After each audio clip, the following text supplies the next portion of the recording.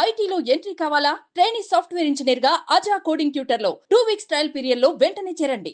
క్రమశిక్షణకు మారుపేరు అని ఇండస్ట్రీలో పేరున్న మంచు మోహన్ బాబు కుటుంబంలో వివాదాలు తారస్థాయికి చేరాయి. ఒకరిపై ఒకరు చేయి చేసుకునే వరకు వచ్చాయి. తాజాగా తన తండ్రి మోహన్ బాబు తనను కొట్టాడని మంచు మనోజ్ పోలీసులకు ఫిర్యాదు చేయడం ఇప్పుడు సంచలనంగా మారింది. తండ్రి మాట జవదాటకుండా ఎప్పుడు నిలబడే మనోజ్ ఇప్పుడు తండ్రి కొట్టాడని పోలీస్ స్టేషన్లో మెట్లెక్కాడు. తనతో పాటు తన భార్యపై కూడా దాడి చేశాడని గాయాలతో వెళ్లి ఫిర్యాదు చేయడం ఇప్పుడు హాట్ టాపిక్ గా మారింది. అటు మోహన్ బాబు కూడా పోలీసులకు ఫిర్యాదు చేశారు. మనోజ్ తనను కొట్టాడని కంప్లైంట్ ఇవ్వడం జరిగింది. ఇద్దరి పరస్పర ఫిర్యాదులతో మంచు ఫ్యామిలీ విభేదాలు మరోసారి రచ్చకెక్కాయని చెప్పుకోవచ్చు. గత కొంతకాలంగా విద్యా సంస్థలు ఆస్తులకు సంబంధించిన గొడవలు మంచు కుటుంబంలో జరుగుతూనే ఉన్నాయి. ఈ క్రమంలోనే మళ్లీ గొడవ జరిగినట్టుగా వార్తలైతే వస్తున్నాయి.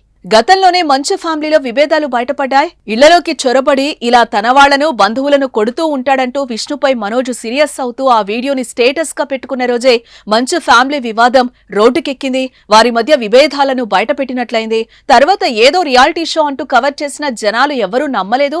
ఇప్పటికే ఆ రియాలిటీ షో బయటకు రాలేదు.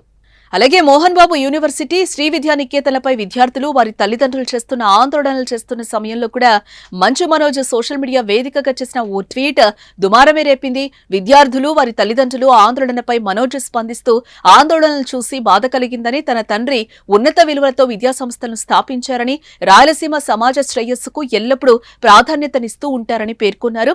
ఆయన దృష్టి మరియు అభిరుచిని దృష్టిలో ఉంచుకుని ఈ సమయంలో తల్లిదండ్రులు, విద్యార్థులు మరియు ఐఎస్ఎఫ్ఐకి పూర్తి మద్దతును అందించాలనుకుంటున్నారని, అక్కడున్న పరిస్థితి, ఫిర్యాదుల విషయమై ఎగ్జిక్యూటివ్ డైరెక్టర్ వినయ్ ని సంప్రదించి వివరణ అడిగానని, అతని సమాధానం కోసం వేచి చూస్తున్నానని కూడా తెలిపారు.